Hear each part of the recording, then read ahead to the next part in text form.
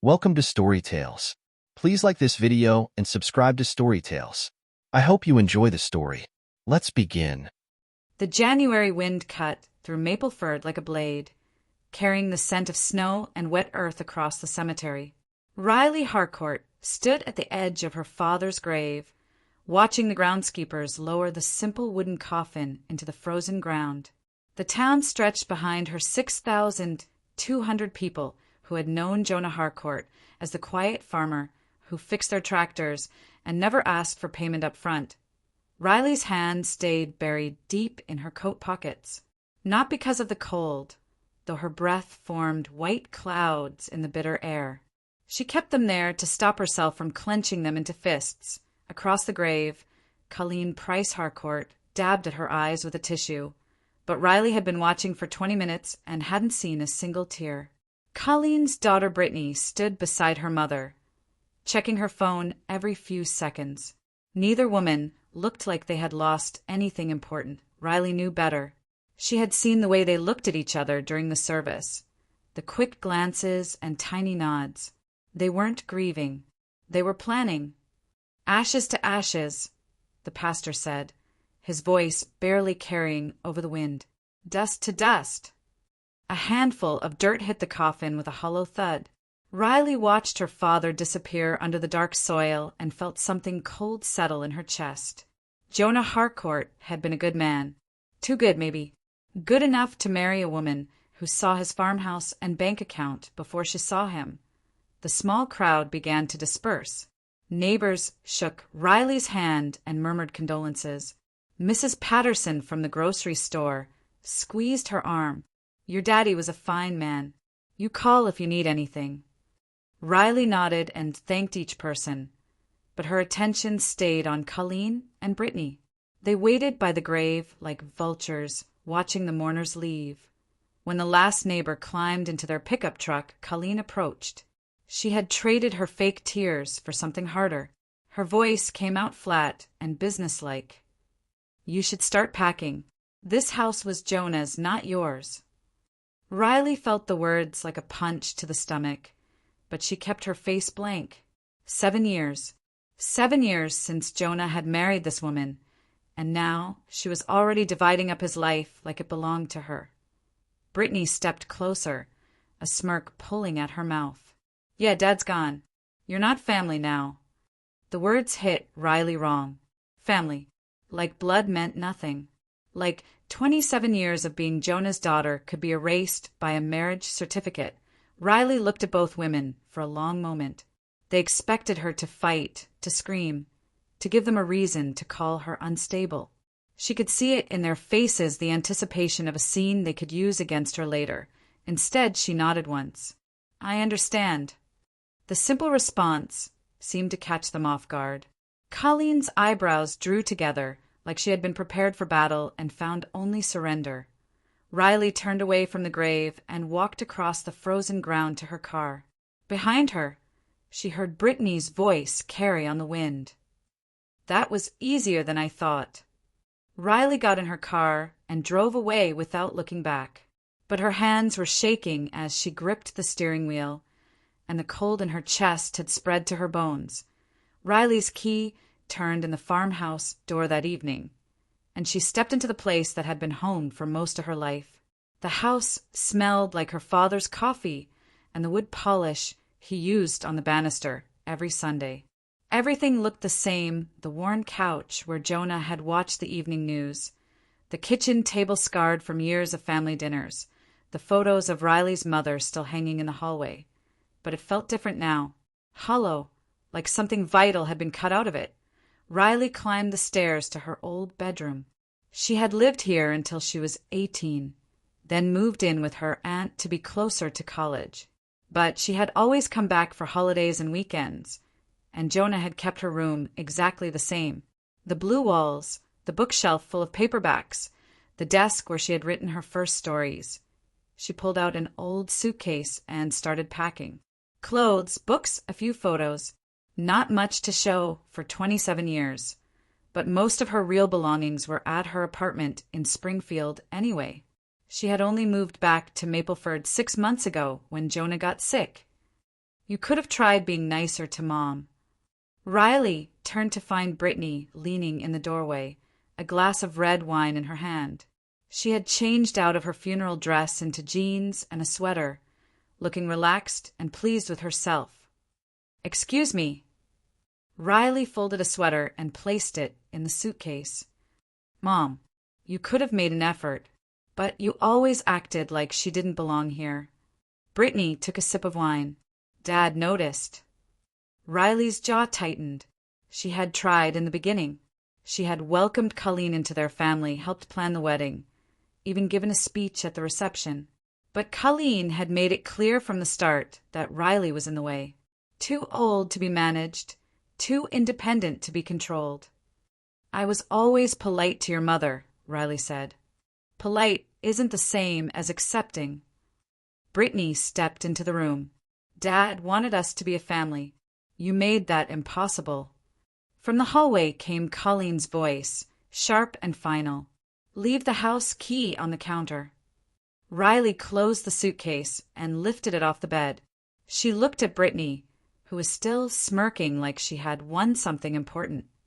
"My father loved me," Riley said quietly. "That's something you'll never understand." She walked past Brittany and down the stairs, her footsteps echoing in the empty house. In the kitchen, she set her key on the counter next to the coffee maker Jonah had used every morning for 15 years.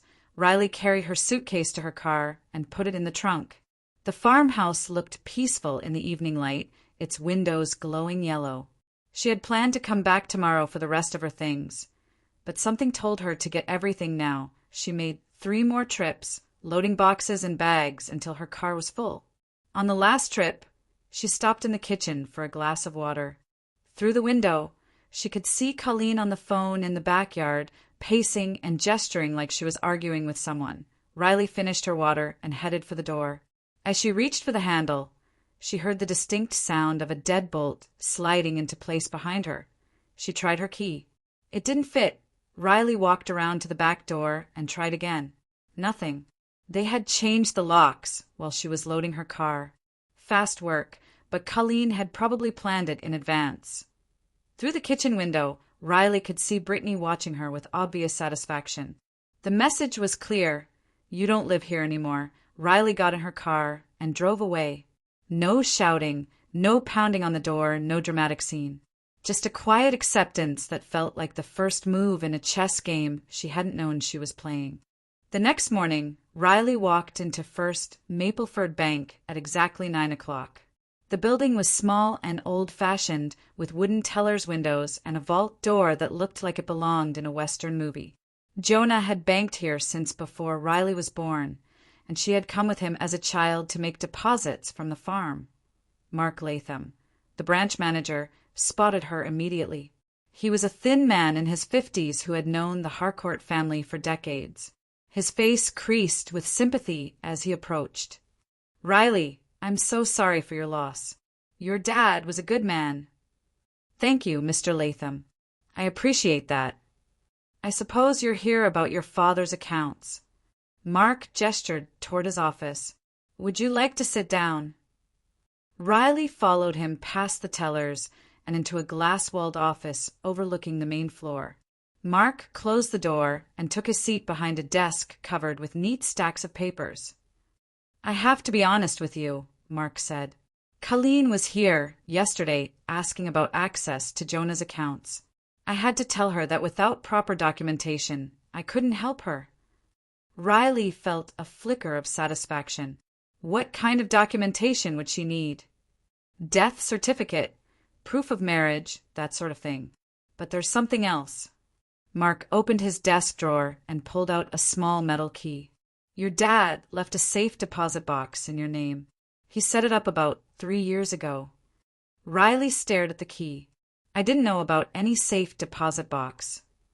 "He was very specific that you were the only person authorized to access it." Mark stood up. "Would you like to see it now?" Riley followed him to the vault, her heart beating faster with each step. Why would Jonah keep a safe deposit box secret? And why would he put it in her name 3 years ago, when he was still healthy? Mark used his key and Riley used hers to open the small metal box. Inside, she found a manila folder thick with documents. Mark stepped back to give her privacy, and Riley opened the folder with trembling hands. The first document was a property deed. The farmhouse, all 40 acres, transferred from Jonah Harcourt to Riley Harcourt. The date was 3 years old, right around the time Colleen had started pushing Jonah to update his will. The second document was a bank statement, a savings account she had never known about, with her name and Jonah's on it as joint owners. The balance made her hands shake. $482, $600. The third document was a letter in Jonah's careful handwriting. Riley, if you're reading this, I'm gone, and they've probably already made their move. I've seen how Colleen looks at this place, and I know what she's planning. She thinks I'm a stupid old farmer who doesn't understand money or law. She's wrong. The house is yours. It's been yours for 3 years. I transferred the deed after I saw Colleen measuring the rooms and talking to real estate agents when she thought I wasn't listening. The money is yours too.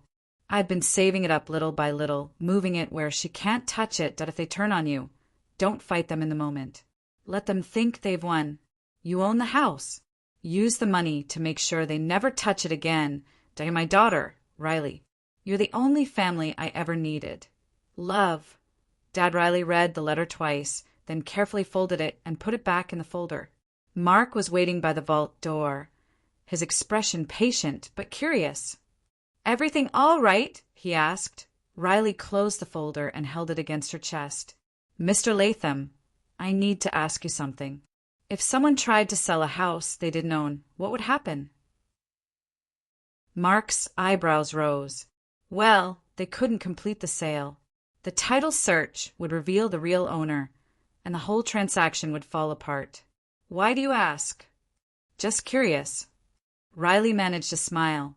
Thank you for showing me the safe deposit box. I'll need to make some copies of these documents. Of course. You can use our copier if you'd like. Riley spent the next hour making copies of everything: the deed, the bank statements, the letter. She put the originals back in the safe deposit box and slipped the copies into her purse. As she walked out of the bank, Riley felt something shift inside her chest. The cold that had settled there yesterday was still present, but now it felt sharper, more focused. Colleen and Brittany thought they had one. They thought they were sleeping in a house they owned, spending money that belonged to them. They had no idea that every plan they made, every move they took, was built on a foundation of lies. Riley got in her car and drove to the extended stay hotel on the edge of town. She had booked a room for a week, thinking she would need time to figure out her next step. Now she knew exactly what she was going to do. She was going to let them hang themselves with their own rope. Riley spent her first morning at the Mapleford extended stay making phone calls.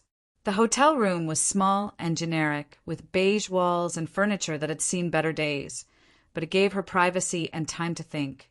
Her first call was to the county clerk's office.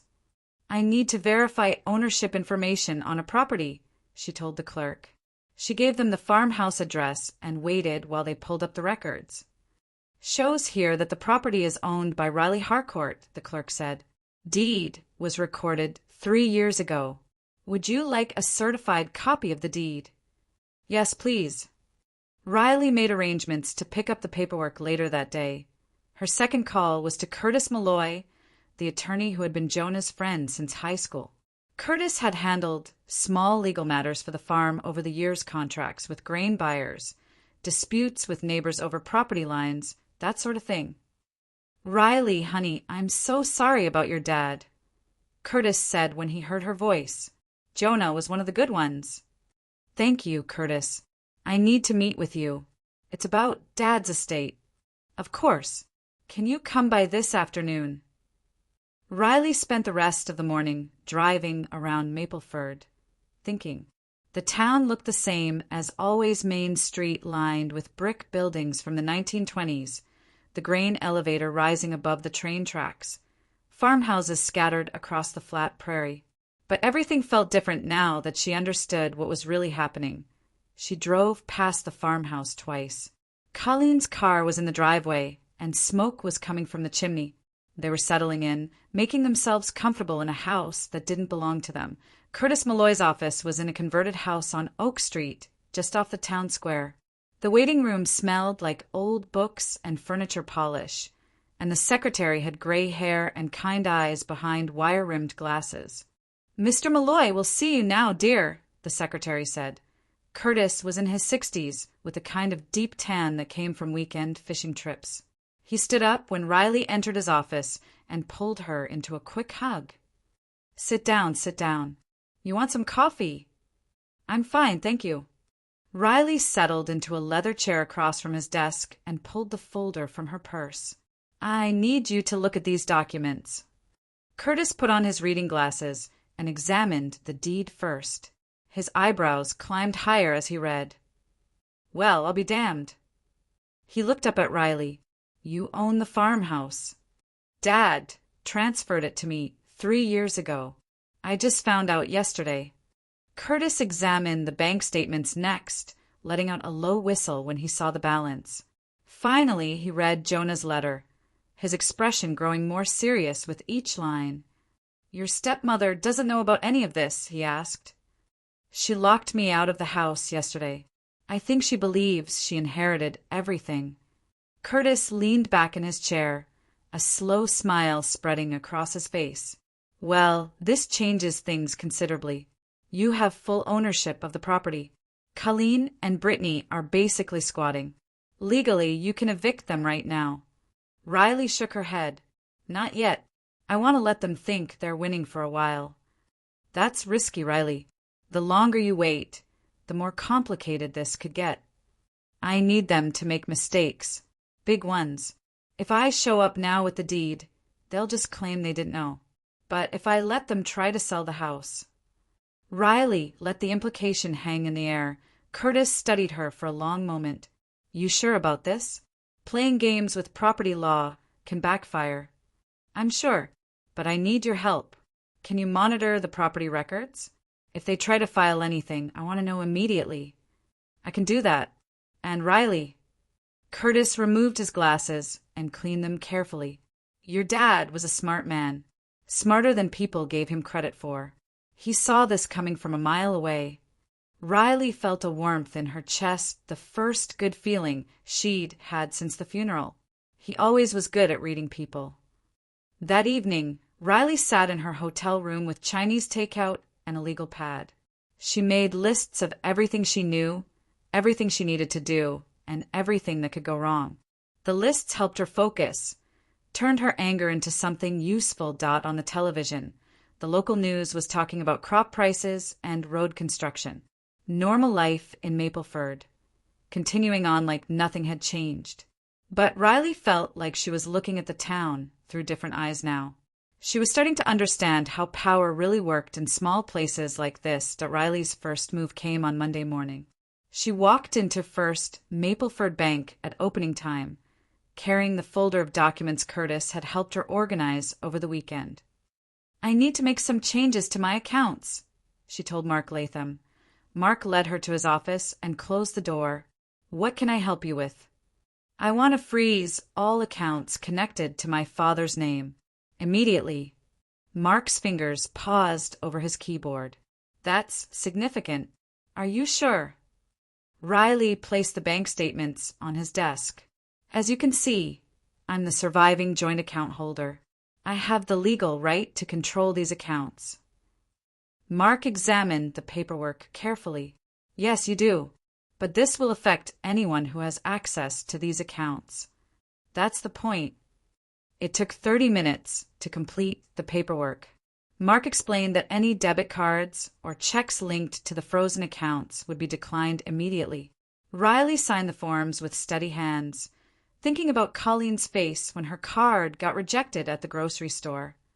"Is there anything else I can help you with?" Mark asked. "Just one thing. If anyone calls asking about these accounts, I want to know about it." Riley spent the rest of Monday at the courthouse, making copies of every document related to the farmhouse. Property records, tax assessments, utility transfers, anything that might be useful later. The courthouse clerk was a middle-aged woman named Beth who remembered Riley from high school. Doing some research, Beth asked. Just trying to understand my dad's affairs. It's more complicated than I expected. Tuesday afternoon, Riley got the call she had been waiting for. This is Mark Latham. I thought you'd want to know Colleen Price Harcourt. Just called about the frozen accounts. She was upset. Riley smiled. What did you tell her? That only the account holder could unfreeze them. She demanded to speak to a supervisor, but our policy is clear. Without proper authorization, we can't help her. Thank you for letting me know. Riley hung up and immediately drove to the grocery store. She wanted to see for herself. The Mapleford IGA was busy for a Tuesday evening. Riley grabbed a basket and positioned herself where she could see the checkout lanes. She didn't have to wait long. Colleen appeared at lane 3 with a cart full of expensive items, organic vegetables, imported cheese, a bottle of wine that cost more than most people in Mapleford spend on groceries in a week. She was dressed like she was going to a country club lunch. Not shopping for groceries in a small farm town, Riley watched as Colleen chatted with the teenage cashier, acting like she owned the world. The total came to $187.43. Colleen swiped her debit card with confidence. I'm sorry, ma'am, the cashier said. Your card was declined. Colleen's smile faltered. That's impossible. Try it again. The cashier ran the card a second time. Still declined. Do you have another form of payment? The cashier asked. Other customers were starting to notice.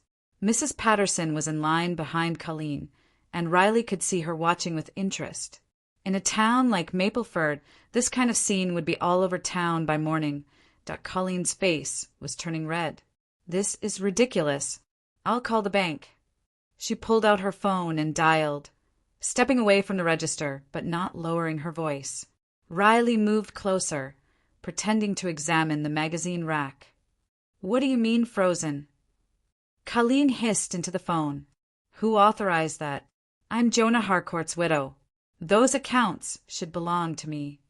Riley couldn't hear the other side of the conversation, but she could see Colleen's expression getting darker by the second. Fine, Colleen snapped. I'll deal with this tomorrow. She hung up and returned to the cashier, digging through her purse for cash. She only had $60, forcing her to put back most of her purchases. Riley watched her leave the store with a small bag of basics, her face burning with embarrassment. Wednesday brought another call from Mark Latham. She's been back twice, he reported, both times demanding access to the accounts. She brought her marriage certificate today, thinking that would help. Did it? Not when the accounts are jointly held by someone else. She's frustrated. Thursday, Riley decided to expand her campaign. She drove to Brittany's usual haunts, the coffee shop, the boutique clothing store, the nail salon where she got weekly manicures. At each stop, Riley made small talk with employees. I heard Brittany's dad passed away, she said to the girl behind the counter at Nails by Nancy. So sad. I hope they're doing okay financially. Oh, they're fine, the girl said. Brittany was just in here yesterday talking about redecorating the whole farmhouse. She's got big plans. Riley nodded sympathetically. Well, I hope they're not spending money they don't have. You know how people can get carried away after a death. By Friday, Colleen's debit card had been declined at the gas station, the pharmacy, and the hardware store. Each incident was witnessed by multiple townspeople, and the story was spreading exactly as Riley had hoped. She was fighting a war of attrition, cutting off their resources while they slowly realized they weren't as secure as they thought. And the best part was they had no idea who was responsible. Riley understood Mapleford the way you understand a place where you've lived your whole life. She knew which families had been feuding for 3 generations, which businesses were struggling, and which church ladies controlled the town's social order. Most importantly, she knew how information flowed through a community of 6,200 people. IT started small. On Saturday morning, Riley stopped by Patterson's Hardware to buy a flashlight she didn't need. Bob Patterson was behind the counter, a man in his 70s who had known Jonah since they were boys. How are you holding up, Riley? Bob asked as he rang up her purchase. It's been hard, made harder by some people trying to take advantage of the situation. Bob's eyebrows drew together. What do you mean? Riley lowered her voice slightly, the way people do when sharing important information. Did you hear Colleen tried to get the bank to give her access to Dad's accounts? Poor Mark Latham had to explain 3 times that she didn't have authorization. Is that so? Bob's expression hardened. That seems mighty quick to be grabbing for money. I don't want to speak ill of anyone, especially so soon after the funeral, but it makes you wonder what they really cared about. Riley left the hardware store knowing that Bob would share the story with his wife over lunch, and she would share it with her sister, who would share it with the women's auxiliary at the Methodist Church. Sunday morning, Riley attended services at First Methodist, where the Harcourt family had worshipped for 4 decades.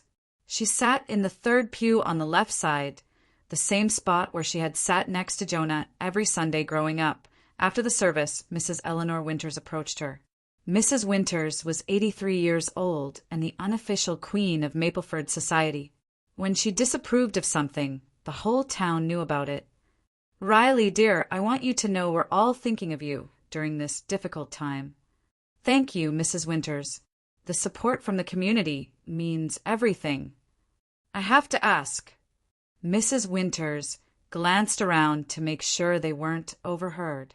Is it true what I heard about Brittany selling your father's tools? Riley felt a flicker of confusion. She hadn't heard anything about tools being sold. What did you hear?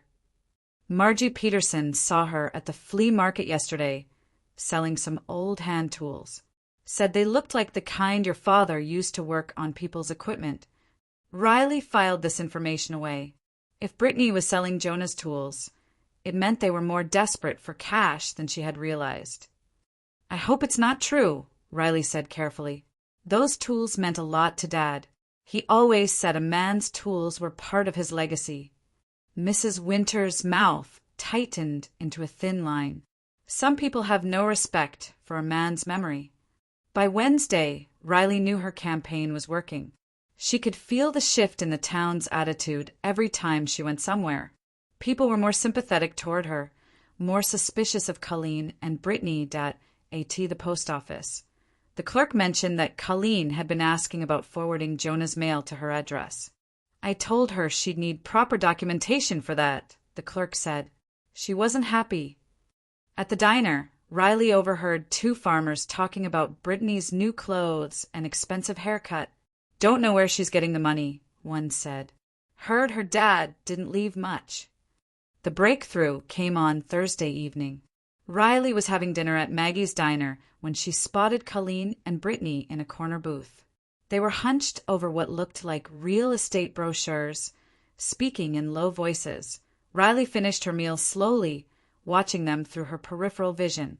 When they got up to leave, Colleen forgot her purse on the table.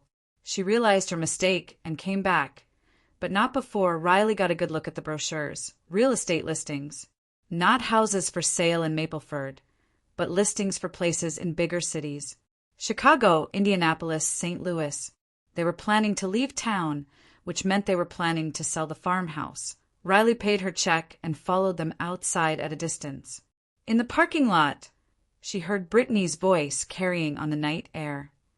The realtor said we could list it for $350, maybe $400 if we clean it up. We need to move fast, Colleen replied, before anyone starts asking too many questions. Riley got in her car and sat in the darkness, watching their taillights disappear down Main Street.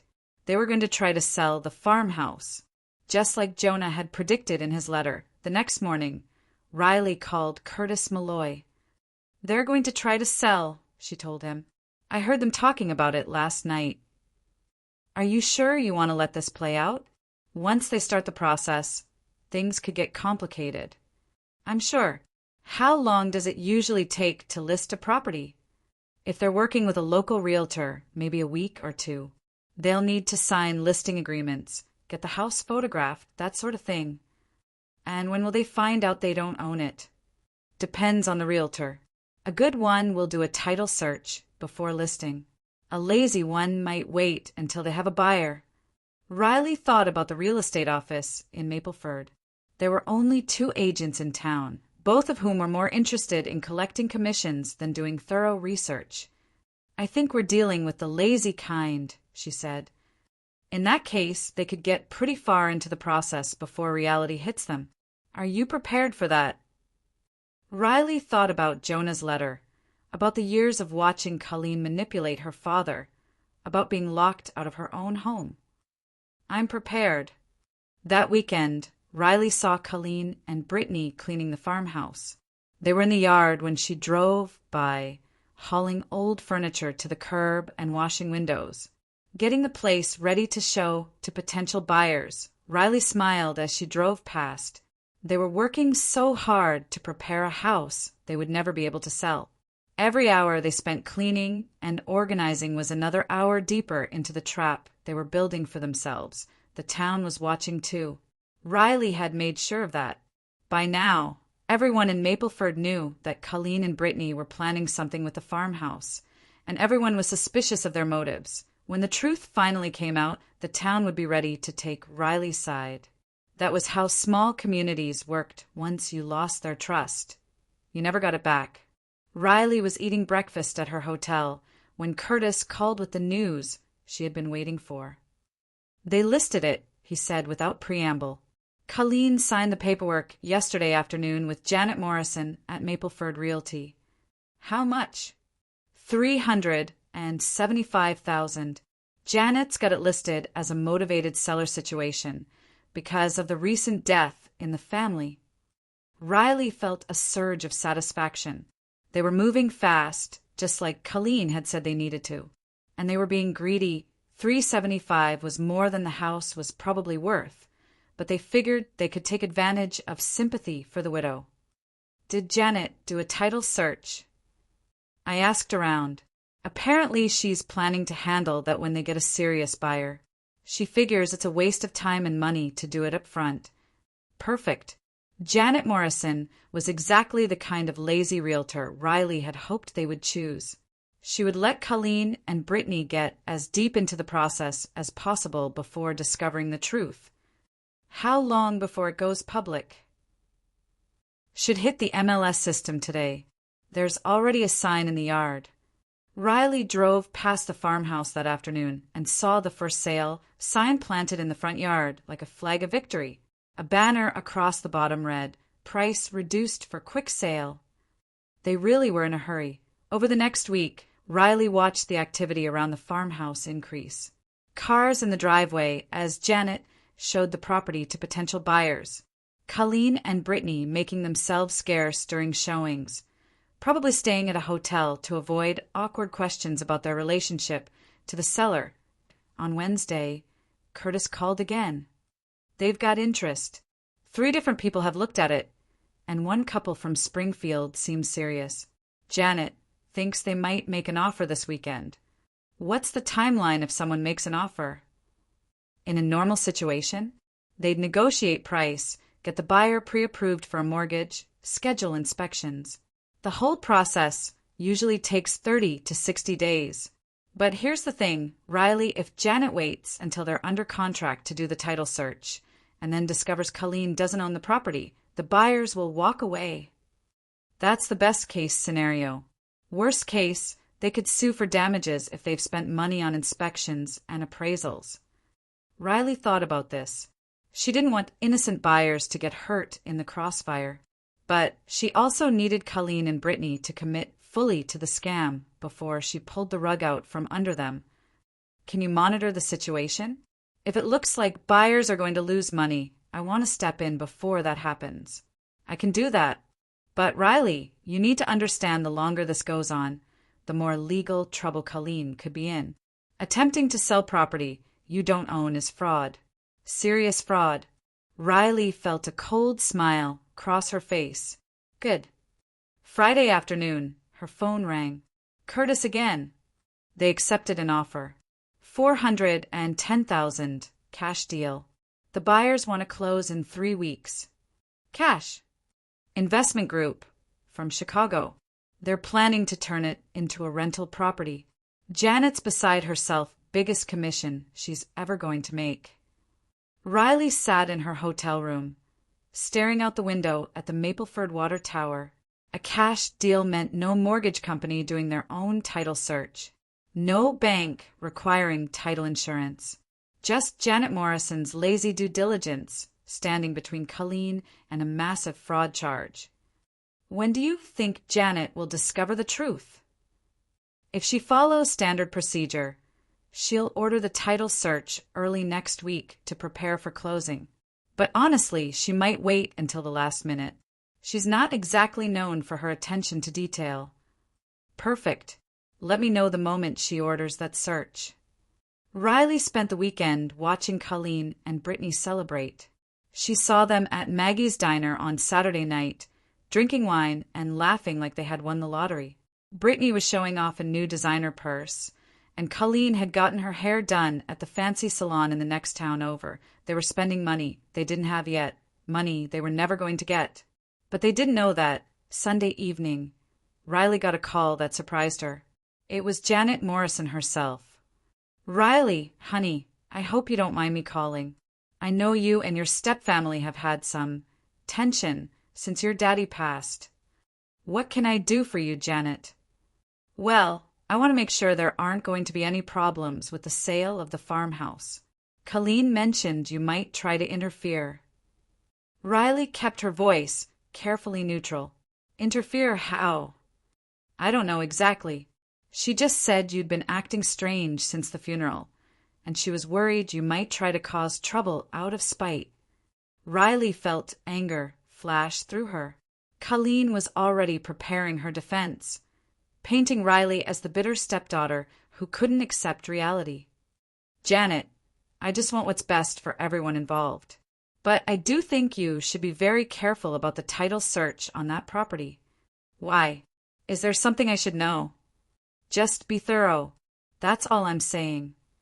Janet was quiet for a moment. "Riley, is there something you're not telling me?" "Do your due diligence, Janet. That's what you're paid for." Riley hung up, her heart pounding. The trap was set.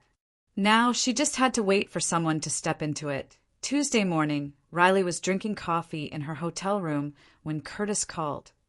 "Janet ordered the title search yesterday. Should have results by this afternoon." And then the fun starts. Riley spent the day in a strange state of anticipation. She had been planning this moment for weeks. But now that it was almost here, she felt nervous. Once Janet discovered the truth, everything would happen very quickly. At 3:30, her phone rang. "Riley, it's Janet Morrison. I need to see you. Right now. Is everything all right? Can you meet me at my office? It's important." Riley drove to the Mapleford Realty office on Main Street. Janet's car was in the parking lot, along with a white sedan she didn't recognize. Through the window, she could see Janet pacing behind her desk, a phone pressed to her ear. Riley pushed through the door, setting off the little bell that announced visitors. Janet looked up, her face pale and strained. "Riley, thank God you're here." Janet gestured to a man in a suit sitting across from her desk. "This is Tom Bradley from the title company. We need to talk." Riley took the empty chair next to Tom Bradley, who was studying a stack of papers with a confused expression. "Ms. Harcourt," Tom said, "I'm afraid there's been a significant error in the listing of your father's property." "What kind of error?"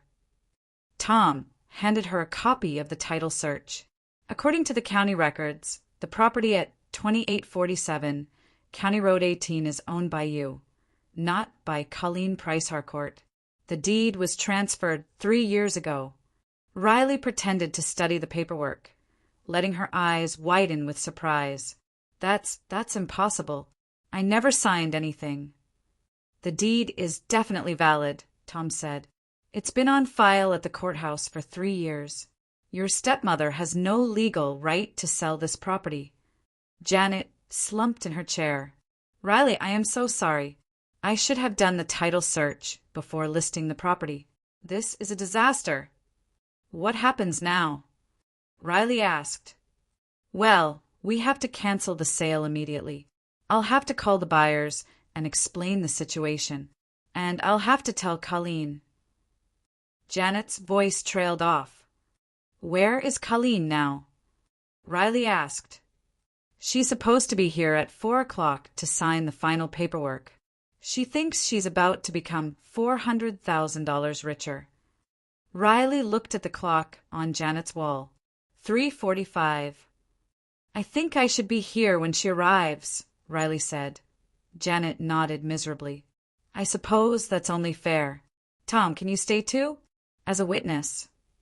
Of course. They didn't have to wait long. At exactly 4 o'clock, Colleen's car pulled into the parking lot. Through the window, Riley could see Colleen checking her makeup in the rearview mirror, taking her time. She was savoring this moment. Brittany was with her, and they both looked dressed for a celebration. Colleen wore a new outfit that probably cost more than most people in Mapleford made in a week. Brittany carried a bottle of champagne. The door chimed as they entered, and Colleen's smile faltered when she saw Riley sitting in the office. What is she doing here? Colleen demanded. Janet stood up behind her desk, clutching the title search papers. Colleen, we have a problem. A big problem. What kind of problem? You don't own the farmhouse, Janet said bluntly. You never own the farmhouse. Riley does. Colleen stared at Janet for a long moment, then laughed. That's ridiculous. I'm Jonah's widow. Of course I own it. Tom Bradley cleared his throat. Ma'am, I'm from Midwest Title Company. The property was legally transferred to Riley Harcourt 3 years ago. The deed is on file at the courthouse. That's impossible, Brittany said. Dad would have told us. Riley stood up slowly, pulling the manila folder from her purse. Actually, he did tell me. He just didn't tell you. She handed Colleen a copy of the deed. Colleen's face went white as she read it. This is fake, Colleen whispered. It's not fake, Tom said. I verified it personally with the county clerk. The transfer is completely legal and properly recorded. Colleen looked at Riley with pure hatred. You planned this. You let us go through with the sale just to humiliate us. I let you try to steal my house, Riley said calmly. There's a difference. We didn't know, Brittany said, her voice rising. If Dad transferred the house, we didn't know about it. Riley pulled out a copy of Jonah's letter and handed it to Colleen. Read this. Colleen's hands shook as she read her dead husband's words. With each line, her face grew darker. He was sick, she said finally. Sick and paranoid. This doesn't mean anything. It means he saw you coming from a mile away, Riley said. Every move you've made since his funeral, he predicted in that letter. Janet cleared her throat. I'm afraid there are legal implications here. Attempting to sell property you don't own is considered fraud.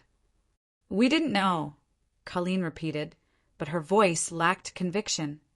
That's not going to matter to the prosecutors, Tom said, or to the buyers who nearly spent $400,000 on a property you had no right to sell. Colleen turned to Riley, and for a moment her mask slipped completely. Gone was the grieving widow, the concerned stepmother. What remained was pure, calculating fury. You could have stopped this weeks ago, Colleen hissed. You let us dig ourselves in deeper, just so you could watch us fall. Yes, Riley said simply. I did. Why? Riley thought about Jonah's funeral, about being locked out of her own home, about watching these women count her father's money before his body was even cold. Because you earned it, she said. Riley left the real estate office while Janet dealt with the legal aftermath of the failed sale. Colleen and Brittany had stormed out without saying another word. But Riley knew they would be back at the farmhouse, probably planning their next move. She called Curtis from her car. It's done. They know I own the house. How did they take it? About as well as you'd expect. Curtis, I need to move fast now. They're going to try something desperate. I'll file the eviction papers this afternoon. How much time do you want to give them? Riley thought about it. Legally, what's the minimum? In Illinois, you have to give them 3 days' notice for unlawful detainer. Since they're not paying rent and have no lease, that's what applies here. 3 days, then. Riley, are you sure about this? It's going to be ugly. It was always going to be ugly. At least this way, I control when and how. Curtis filed the eviction papers that afternoon. A sheriff's deputy served the notice at the farmhouse at 6:30 p.m., just as the sun was setting over the fields. Riley watched from down the road as the deputy handed Colleen the paperwork and explained her legal obligations. 3 days. Colleen and Brittany had 3 days to pack up their lives and find somewhere else to go. Riley spent those 3 days at her hotel, monitoring the situation through phone calls with Curtis and drive-bys of the farmhouse. She could see them loading boxes into their cars, could see the frantic activity as they tried to figure out their next move. And on the second day, Colleen called her. Riley, we need to talk. I don't think we have anything to talk about. Please, can we work something out? We don't have anywhere to go. You should have thought about that before you locked me out of my own house. I'm sorry about that. I was grieving. I wasn't thinking clearly. Riley almost laughed. Colleen, you changed the locks while I was loading my car. That wasn't grief. That was calculation. What do you want from us? I want you gone. Permanently. The call ended with Colleen hanging up on her. On the third day eviction day, Riley drove to the farmhouse at 8 a.m. A sheriff's car was already in the driveway, and Deputy Martinez was talking to Colleen on the front porch. Riley parked and walked over to join them. Morning, Riley, Deputy Martinez said. They've got until 10 a.m. to clear out their personal belongings.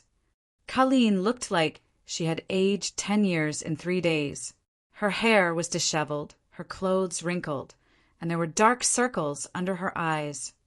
This is vindictive, Colleen said to Riley, throwing us out on the street. You're not on the street. You have cars. You have money, or you would if you hadn't already spent it on expensive clothes and salon visits. Brittany emerged from the house carrying a suitcase, her face streaked with tears. You'll regret this, she said to Riley. Riley stepped closer to Brittany, her voice low and steady. No, you will. The words carried all the weight of the past months, the manipulation, the lies, the attempt to steal her inheritance. Brittany seemed to shrink under Riley's gaze. For the next 2 hours, Riley watched as Colleen and Brittany hauled their belongings to a dented minivan that had seen better days. Their expensive lifestyle had apparently not extended to reliable transportation. Neighbors began to gather on their porches and in their yards, drawn by the spectacle of an eviction in broad daylight. Riley recognized most of them families who had known the Harcourts for decades, who had watched this drama unfold over the past months. Mrs. Patterson approached from across the street. Riley, honey, is everything all right? Everything's fine, Mrs. Patterson. Just reclaiming what's mine. Word traveled fast in Mapleford. By 9:30, nearly half the street had found reasons to be outside.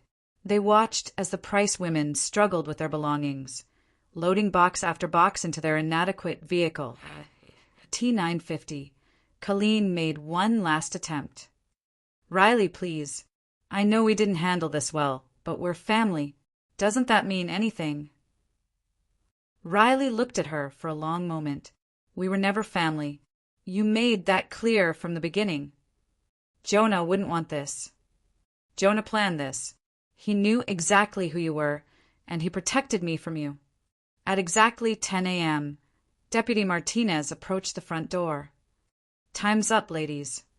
Colleen and Brittany made their final trip to the minivan, carrying garbage bags full of whatever they couldn't fit in boxes. As they climbed into their car, Brittany rolled down her window.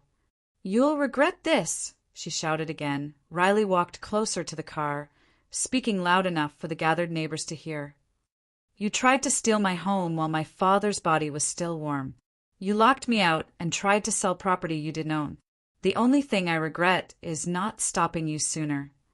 The minivan pulled out of the driveway with a grinding of gears and a cloud of exhaust. Riley watched it disappear down County Road 18, carrying Colleen and Brittany away from Mapleford forever. Deputy Martinez handed her the house keys. "All yours, Riley." Riley walked up the front steps and put her key in the lock. It turned smoothly. She would change all the locks anyway, but for now, she was just happy to be home. The house smelled different. Colleen's perfume lingered in the hallway, and there were marks on the walls where pictures had been removed. But underneath it all, Riley could still smell her father's coffee and wood polish. She walked through each room, cataloging what was gone and what remained. They had taken the expensive electronics and some of the nicer furniture, but they had left most of Jonah's personal belongings. His books were still on the shelves, his tools still in the garage and the kitchen. Riley found a note on the counter. "You think you've won, but this isn't over. We'll be back." Riley crumpled the note and threw it in the trash. Then she picked up the phone and called a locksmith. That evening, Riley sat on the front porch of the farmhouse as the sun set over the fields. She had spent part of the inheritance money on new locks, security cameras, and a state-of-the-art alarm system. Nobody would be sneaking back into this house. Her phone rang. "Curtis, how does it feel to be home?" "Good, right." Riley watched a red-tailed hawk circle over the south field. Colleen left a note saying they'd be back. They won't be back. Word around town is they've left Illinois entirely. Probably too embarrassed to stay anywhere local. "Good." "Riley, I have to ask, was it worth it? All the planning, all the waiting." Riley thought about her father's letter, about the years he had spent quietly protecting her from people who saw her only as an obstacle to their greed. "Yes," she said, "it was worth it." She hung up and sat in the gathering darkness, listening to the sounds of home. Crickets in the tall grass, the distant hum of traffic on the county road, the familiar creaking of the old house settling on its foundation. Colleen and Brittany had tried to take all of this away from her. They had failed, and now they were gone forever. Riley had made sure of that. She had never forgiven them, and she never would.